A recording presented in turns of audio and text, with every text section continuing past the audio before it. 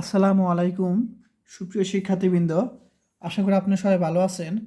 আজকে আমরা abstract algebra সাবজেক্টের চ্যাপ্টার 17-এর একটি প্রশ্ন আলোচনা করব।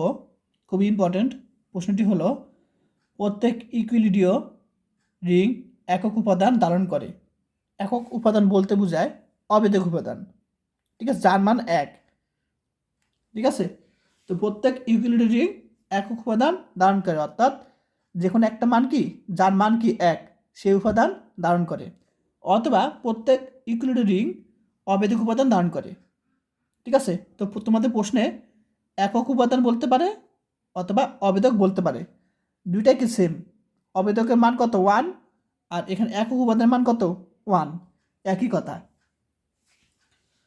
তো দেখো, তো প্রথমেই আমি একটা কি করলাম, আর, এই আরকে আমরা ধরে নিলাম ইউক্লিডীয় ও রিং।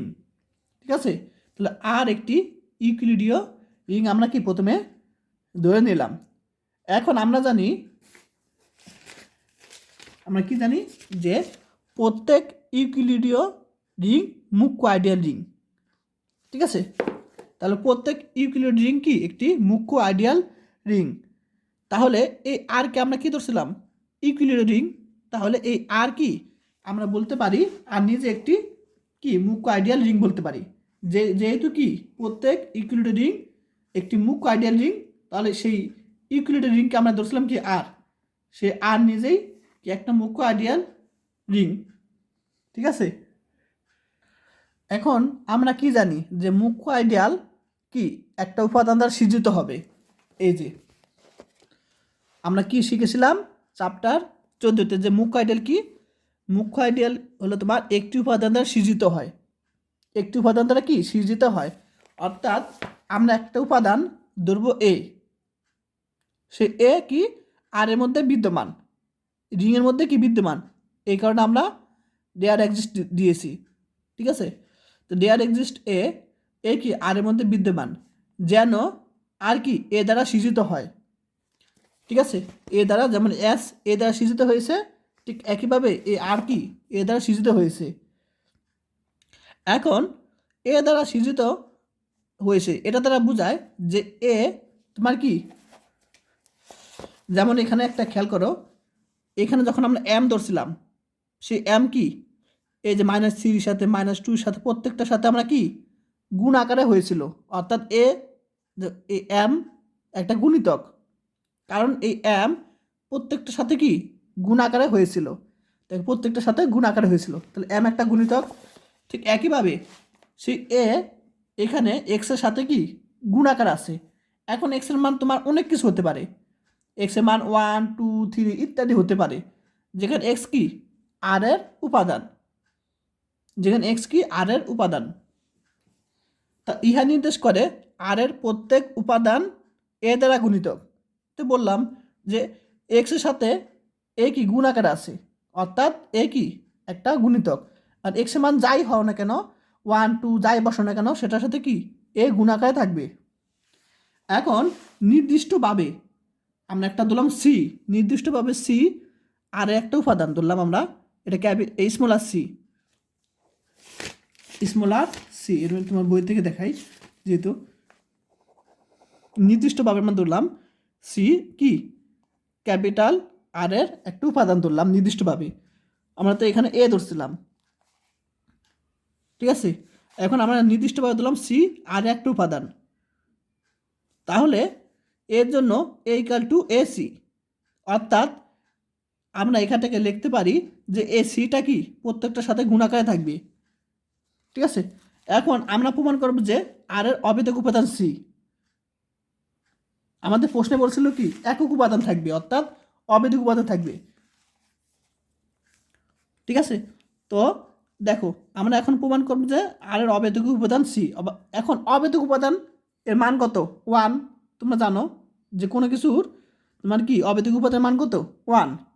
এখন সি এর মান যদি 1 বসাই, তাহলে এর সাথে 1 গুণ করলে এই পাবো, তাহলে আমাদের এই সি এর মানটা কি অভেদক আমাদের দেখাতে হবে, অর্থাৎ যার মান 1, একক উপাদান। ঠিক আছে, এটা আমাদের দেখাতে হবে সিটা কি একক উপাদান আমাদের দেখাতে হবে, অবেধক উপাদান।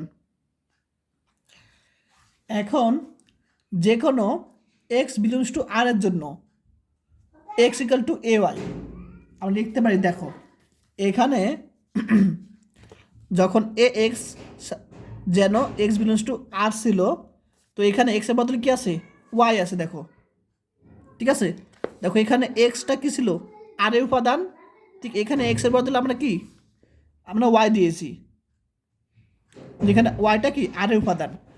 এখন আমরা উভয় পক্ষে কি করব, সি দ্বারা গুণ করব, যেহেতু আমরা সি অবেধক উপাদান দেখাতে হবে। উভয়কে আমরা সি দ্বারা গুণ করেছি। এখন আমরা একটু এটাকে সাজাবো, ঠিক আছে। তো কীভাবে সাজাবো, এখানে সি এ পাশে সি দ্বারা গুণ করছি। এখন এটাকে আমরা লিখতে পারি, এটা সামনে এবং সিটা পরে লিখতে পারি, অর্থাৎ এটাকে আমরা এসি লিখতে পারি। এখন এসির মান কত, এসির মান হলো এ, ঠিক আছে। তাহলে এসির মান আমরা এ বসিয়ে দিলাম, তাহলে আমরা C X equal to A Y আমরা পেয়েছি, ঠিক আছে। এখন এ ওয়াই আমরা কি ধরেছিলাম, A Y equal to x ধরেছিলাম, তাই না। তাহলে এ ওয়াই পরিবর্তে আমরা এক্স বসিয়ে দিলাম, ঠিক আছে। এখন দেখো আমাদের কিন্তু ওই আগের মতো চলে আসছে, এ ইকুয়াল টু এ সি। ঠিক একইভাবে এখানে চলে আসছে কি, এক্স ইকুয়াল টু কি সি এক্স চলে আসছে। আগে কি ছিল, আগে ছিল তোমার এ একটা কি গুণিতক ছিল, এখানে কি একটা গুণিতক ছিল এখানে, আর এখানে কি গুণিতক সি, আর এটাকে অবেধক উপাদান আমাদের দেখাতে হবে। এখন আর বিনিময় হওয়ায়, এখন আরটা কি ধরেছিলাম, ইকুইলিব্রিয় রিং ধরেছিলাম, তাই না। এই আরটা কি ধরেছিলাম, এখানে আমরা আর একটি ইকুইলিব্রিয় রিং ধরেছিলাম।